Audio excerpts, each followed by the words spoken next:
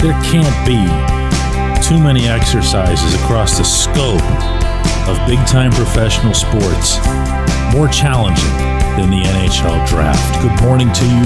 Good Friday morning. I'm Dejan Kovacevic of DK Pittsburgh Sports. This is Daily Shot of Penguins. It comes your way bright and early every weekday. If you're into football and or baseball, I also offer daily shots of Steelers and Pirates in the same place that you found this. The Penguins will be picking in tonight's NHL Draft, presumably, barring some moves, at numbers 11 and 12, back-to-back. They could, of course, move up. They could move down. They could move those picks to other teams for prospects that are closer to being ready for the NHL. And they could also come away with absolutely nothing. I'm going to take you back 21 years to the NHL Draft that to this date, and maybe for all time, will have the easiest top two selections. Because the class of 2004 had, as the first selection, Alexander Ovechkin going to Washington. The second selection, Evgeny Malkin going to Pittsburgh. Why do I bring this up? Well, because the third selection of that class was Cam Barker. Yes, the Cam Barker. No shame in this. He had a nice little NHL career, 310 games. This was a defenseman. He had 21 goals, 75 assists, and after a handful of seasons between the Blackhawks and the Wild, a cup of coffee with the Oilers, another with the Canucks, he went off to Russia and finished his professional career with a few years over there. Number 4 was Andrew Ladd. Now, he had himself more of the kind of career that you would expect from the 4th overall pick, was a mainstay for a good number of years in Winnipeg, bounced around a bit from there, Blackhawks, Islanders, Coyotes, ended up with 1,001 career games, which is nice. 256 goals, 550 points. Number 5 was Blake Wheeler. Speaking of somebody who was with Winnipeg for a long time, had himself a terrific career. Number 6 was a goaltender named Al Montoya, who, even though he was taken 6th overall, was stuck immediately behind Henrik Lundqvist with the Rangers, and you get the idea. You can have players that are absolute no-doubters. And you can have scouting information galore, now more analytics than ever, more access, more video, less players being hidden in caves in Finland, so to speak, and suddenly magically emerging from nowhere. But what you don't have is certainty. And if you're the Penguins going into this draft and there are 10 other players being picked before it's your turn, you have next to nothing. So if they have next to nothing, it's very much safe to presume that I would have next to nothing. I could read off these names. I could read off scouting reports, stat lines, and I'm sure they have merit. I'm sure there's going to be some semblance of order, not just with this crew when it gets picked tomorrow night, but years from now, where you'll look at it and go, okay, yeah, I can see why they did that, even though this guy or that guy managed to be a miss. But my own thought process about this draft and the opportunity that the Penguins have with 11 and 12, completely independent of whatever Kyle Dubas might do in using those as assets toward a trade or whatever, is that this franchise needs to add high-end, high-ceiling skill.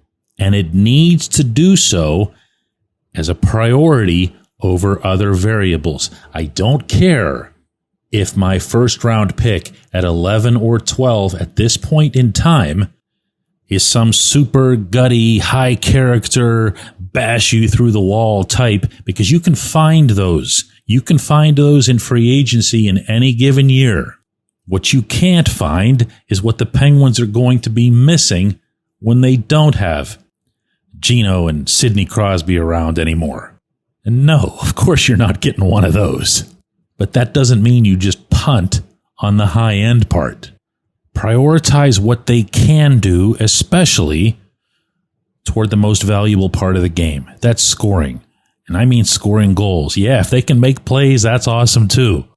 But there are other ways to acquire other types of players. And yes, I know you can also go and get yourself through free agency a quality scorer. But a franchise type, somebody that you can ride for a decade plus, someone around whom you can build everything that you're trying to build, that comes in the draft first and foremost. And it comes by taking at least a little bit of a gamble. You don't want to get nuts with that gamble. You don't want to whiff, and you don't want to bring in some bad attitude that you're going to have to coach up or otherwise correct. But go for the skill. It'll be there. I'm going to throw another draft at you. This is a different draft class. This is 10 years later. This is 2014. Oh, sit down for this one. I'm just going to skim through some of these names, beginning with first overall, which was Aaron Ekblad. Number 2 was his eventual Florida championship mate, Sam Reinhart. Number 3 was Leon Draisaitl. Never forget that. Number 4 was your current Conn Smythe Trophy winner, Sam Bennett. Now we're going to skip a couple of spots here or there. Number 8, William Nylander. Number 9, Nikolai Ehlers. 15, Dylan Larkin. The Penguins had the 22nd pick that year, and they took Kasperi Kapanen. Didn't exactly miss on the talent, but, some of that other stuff I was just talking about. 24th was Jared McCann. 25th in this already ridiculous class, David Pastrnak. 29th, Adrian Kempe. Now, there's no one suggesting that this class is going to be like that. But there are a lot of people suggesting that it's a good class and arguably an underappreciated and advanced class. So focus on those types. Because I can tell you right now, those types are the ones that leap off of these lists years later and for a reason. When we come back, J1Q. This episode is brought to you by Bet Online, your number one source for all your summer sports needs this season, from Major League Baseball, golf, NHL, NBA playoffs. Get the latest odds and lines, including all team matchups, player props, odds on just about everything that's out there. Head to the website today or use your mobile device to get in on the action. Bet Online, where the game starts.